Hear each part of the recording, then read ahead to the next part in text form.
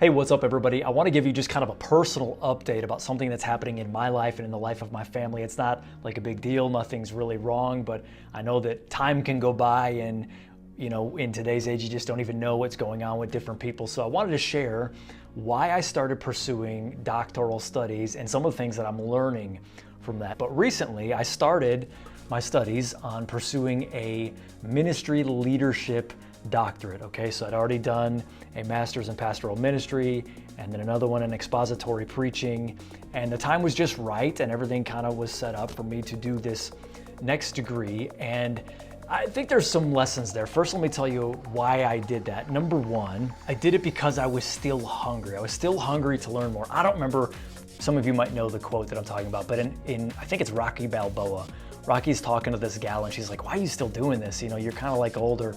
And he says something to the effect of, because the beast is still hungry. The beast is still hungry inside of me. And I feel that way when it comes to, I feel like I'm not done. I feel like there's more that I'm supposed to eat or devour or go after. So that's the first reason why I'm doing this. Second reason would be because it keeps me mentally sharper. It's kind of a fun hobby thing. Like when I do this, my mind just works quicker and I like that feeling. So just the idea of stimulating my brain sounds weird, but for me that's actually a form of restoration when I can read something that's just kind of expanding the sharpness with which I think about something.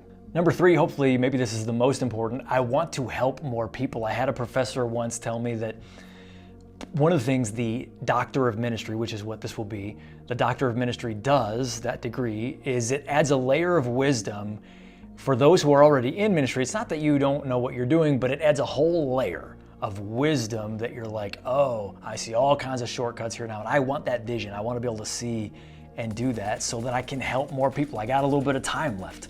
Who knows, I might have 10 to 40 years left. I don't know, but I want to use it as well as I possibly can, so having an extra layer of wisdom sounds good to me. But all that said, I wanted to share with you one of the lessons that I feel like has bubbled to the top in the midst of this. I'm sure there's going to be a lot more lessons, but one of them is God's timing is perfect. There's a time, as Ecclesiastes 3 says, for everything under the sun.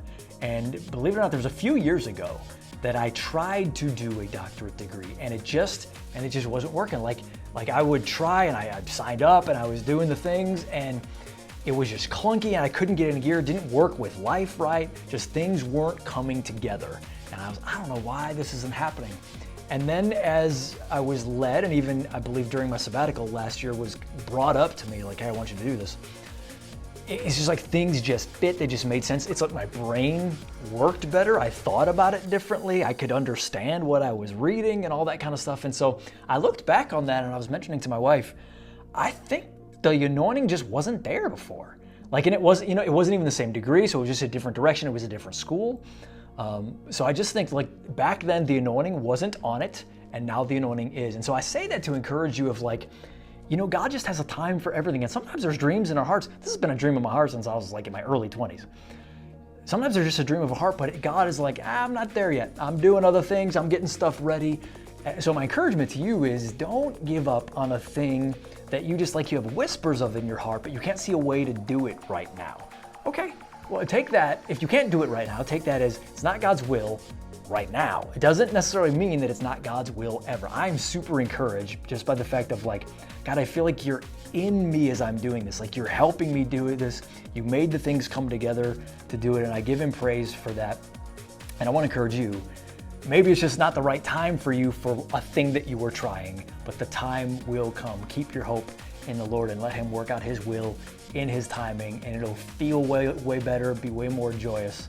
And so hopefully that encourages you today. Hey, I want to thank those of you who have been praying for me about this endeavor. And if you didn't know about it, hey, let me ask you now, would you be praying for me over the next few years as I pursue this Doctor of Ministry in ministry leadership?